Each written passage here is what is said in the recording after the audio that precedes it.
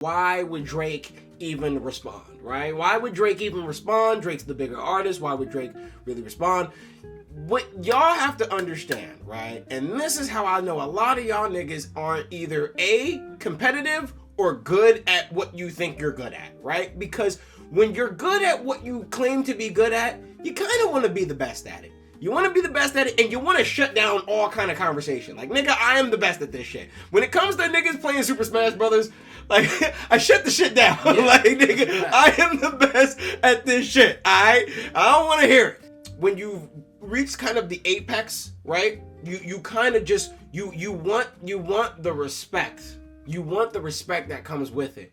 And unfortunately, because Drake has so many blemishes on his career, in terms of the Quentin Miller thing with the Ghost Riders, in terms of the Pusha T thing, in terms of him being peed on, in terms of getting slapped by Puff Daddy, he has so many blemishes on, it's like it's never gonna be enough for Drake. Like, you can give that man every number one hit for every month of the year. It's never going to be enough. You know why? He wants the Thanos because songs. he wants the Infinity Gauntlet. He wants the power to say that I run the hip hop game. And as long as niggas like Kendrick are around, he's never truly going to run it. It's going to be impossible. Especially if he ducks the fade. Especially if he ducks the fade. The reason I thought like it was on this time is because before, like, yeah, he had the little back and forth with Common, but it was really like really throwing subs. Yeah, of course. I think after because remember his stance used to be like, if you diss me, I ain't gonna respond. You know yeah, how he used to say it? Exactly. Once he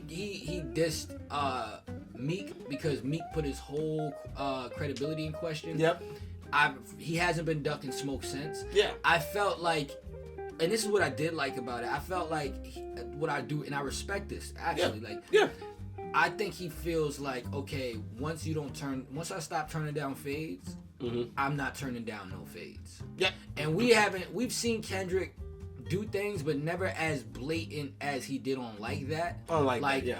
And I feel like now Drake was on some, well, look, I caught the fade with Meek, Pusha T.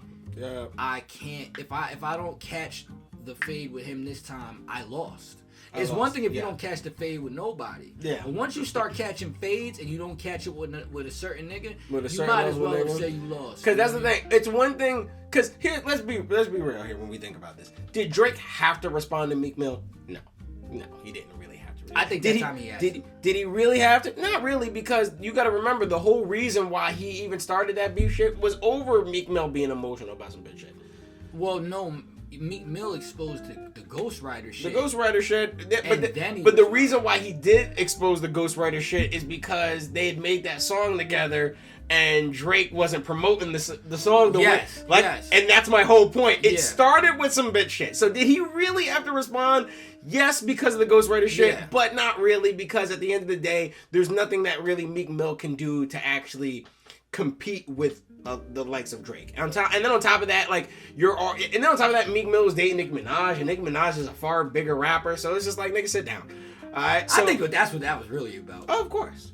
I think if Meek don't have Nicki Minaj and he put out Ghost Rider shit, we don't get a Drake response. That's a fact. I think we get a Drake response when Meek puts out tweets and is dating Nicki Minaj. When he's pumping up that BBL body. You know what I mean? Yeah, Drake is very hostile when it comes to niggas and women. It's very weird. Which I'm sure we'll expound more on in a minute. Yeah, exactly. So, so there's that end. But then on top of that, it's like, after the whole issue with Pusha T, it's like, that was like the first time that niggas on a grand scale had seen Drake take a L.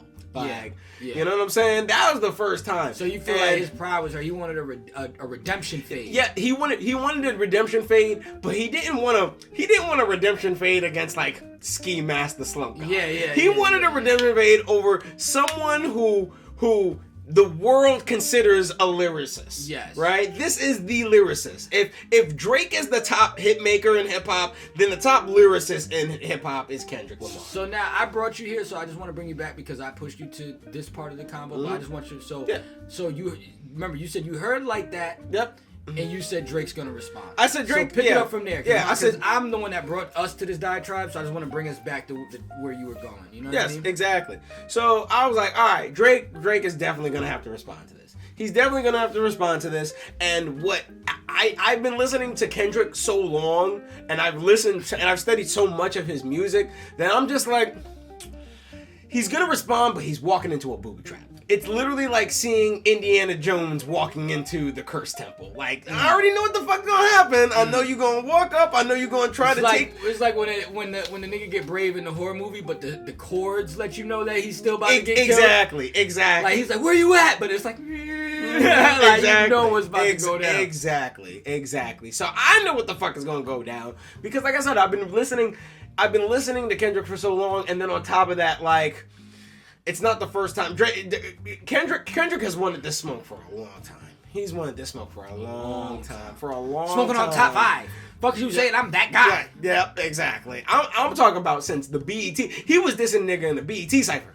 Like, nigga did it on live television. Like, I'm sorry. One like, of the greatest moments in hip it hop. really was. It really was. And that's the thing. Kendrick has so many great moments in terms of at this point, King Kunta, that's what I'm saying. I'm not gonna lie, you know, bitch be humble. You know what I'm saying? Like, who you think he was talking to? The Heart Part 4. My fans can't wait for me to sun your punk ass and crush your whole little shit. So that's what I'm saying. It's been so boiling for a minute. When push-ups drops, like, where are you? Where's push-up. the So push-ups drops. rundown? Push-ups drops. Where'd you hear it first?